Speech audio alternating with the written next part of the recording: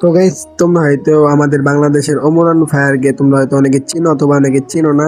সে কিন্তু একজন TikToker plus ওই ইউটিউবার। সে কিন্তু ইউটিউবে রেগুলার ভিডিও আপলোড করবে, কিন্তু মানে টিকটকে সে এত একটা গুরুত্ব দেয় না। মানে টিকটক নিয়ে সে এত একটা মানে আশা ভরসা নাই তার। সে ইউটিউব নিয়ে যত সব তার স্বপ্ন, হ্যাঁ।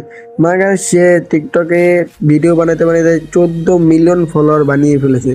তার আইডি নাকি এখন সে রিমুভ করে ফেলবে। তো তোমরা তার মুখ থেকে শোনো যে সে কি বলতে চাইছিল এবং সে কি বলছে। তো চলো বেশি পক পক না করে তার মুখ থেকে আমরা শুনে নিই যে সে কি বলেছিল। যে টিকটক অ্যাকাউন্টটা ওটা কিন্তু আপাতত প্রাইভেট।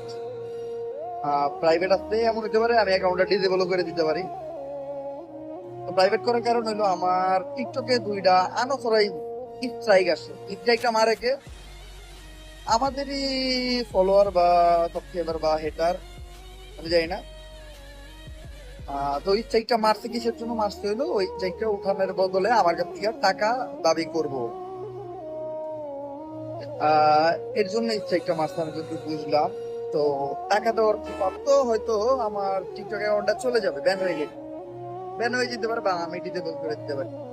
তো গাইস, আপনারা তো সবাই শুনলেন যে এখানে ওমর ভাই কি বললো, যে সে তার আইডি ডিজেবল করে দিতে চাইতেছে কারণ তার আইডিতে স্ট্রাইক মারছে তার সাবস্ক্রাইবার নাকি তার হেটার্সরাই। সেটা সে জানে না এবং সে জানার চেষ্টা করেনি। কিন্তু যারা স্ট্রাইকটা দিয়েছে তাদেরকে আমি কি বলবো ভাই, ওদেরকে বলার মতন আমার ভাষা নাই। অগরে মনে করো ভাই, অগ জন্মের সময় মনে হয় ভাই কোন দুর্ঘটনায় মনে হয় অগ জন্মের ভাই আনালে ভাই ওরা এমন করে কি লিগে বুঝি না। কি ভাই খারাপ কোনো ভিডিও বানায় ভাই? হ্যাঁ, তো আমরা সব সময় দিই ভাই, ভালোই ভিডিও বানায়। তো হ্যাঁ রে ভাই, কি লিখা ভাই এই স্ট্রাইক মারবো? আমি কিছুই বুঝি না ভাই। তোরা এই স্ট্রাইক মারবে অন্য অন্য ওই ক্রিয়েটার গুলো যেগুলো মনে করো কাপড় ব্লক করে ওই সব করে মারবি তোরা স্ট্রাইক।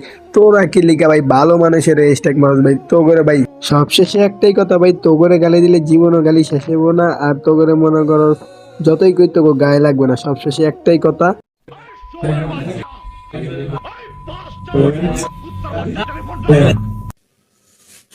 আরে বস ভালো